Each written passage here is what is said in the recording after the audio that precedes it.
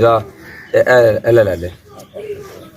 गाँव किलचिया दे आए हाँ तो इस वक्त बच्चे का किसी ने दसिया सी मौला बख्श किलचिया का भट्टियां का हैगा सी ते वो तकरीबन 15 दिन पहलों वो फौत हो गया तो इन्हों की वालदा तकरीबन 5 तो 6 साल पहलों फौत हो गई है तो 2 बच्चे ने तो 1 बच्ची है तो इस तरह ही असा खोज ला ते लभ ते पता करते जेडे माड़े हजरात ने उन्होंने वास्ते असा कुछ ना कुछ जेड़ा भी कर सकने असा करा दे तावन। तो इस वजह तो साडा नंबर है 0306 68 24 299। फिलहाल हाल की घड़ी जो साढ़े को है तो असा भाइयों को क्योंकि ये यतीम भी ने मस्कीन भी ने कोई साडा सहान नहीं है ले ले